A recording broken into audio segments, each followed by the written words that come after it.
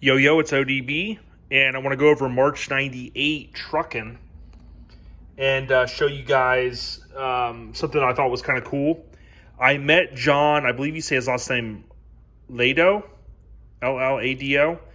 I met him at Conroe for LST this year, and this is his truck. He was out there with Shondell.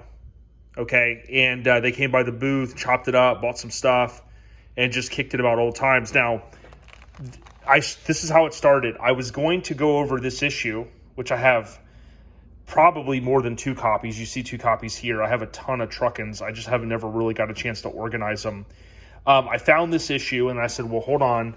I don't want to go over this without finding this issue, because it was also on the Sport Truck December 98 issue cover, technically. That's Travis Nowak right there. And then as I was walking back over here, I found one of the other copies that I had already out. But I say that because this is an epic truck, but it's also an epic era.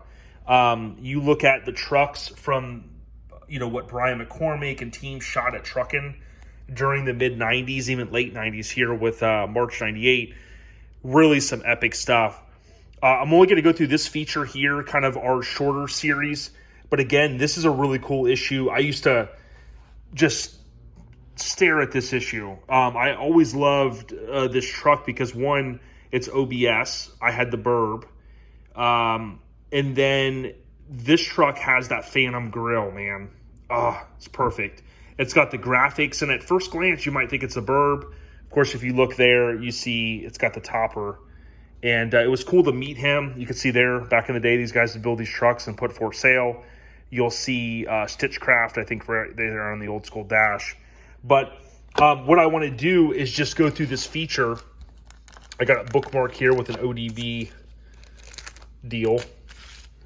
But it was titled Wild Side.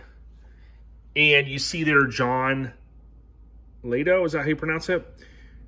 Windamar Cali 93 Chevy extended cab. And very, very, very iconic truck. Kal Koncepts painted. A couple things that stand out to me. One, it's got the, of course, Empire Motorsports, which we all loved. Wish they were still slanging merch or billet.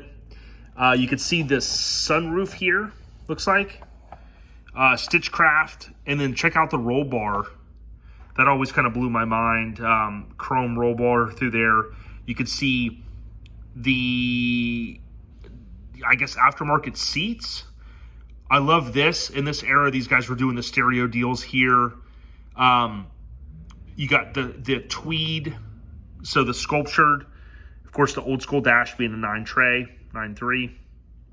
You got some of the billet here, so it's kind of hard to find. And then check out the stereo, how clean it is.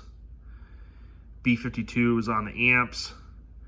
Little blow through, some capacitors and whatnot. Look how clean the engine bay is.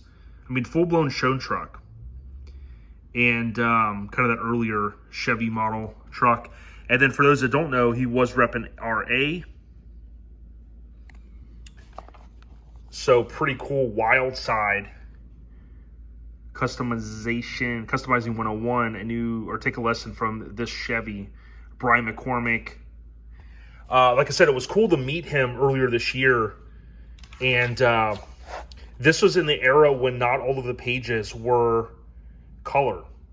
And it didn't really matter because Brian McCormick did some killer write-ups. And I loved, all the details. I'd read these things front to back.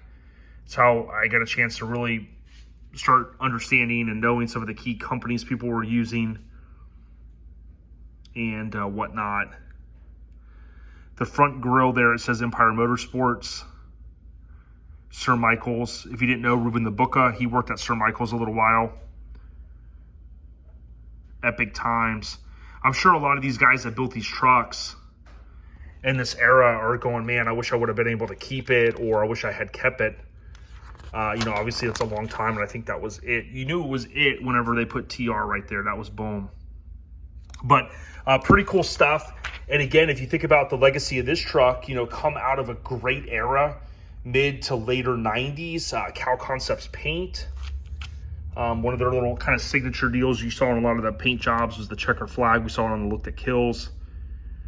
And just a nice stance. Kind of like, I guess, more of a sport truck, but I would say, you know, sport truck, that term gets thrown around a lot. This is kind of the trucking era, you know, where you had a decent drop, plenty of billet, graphics, super clean interior, unreal clean engine bay. Reppin' RA, reppin' Cali with the billet license plate bracket deal.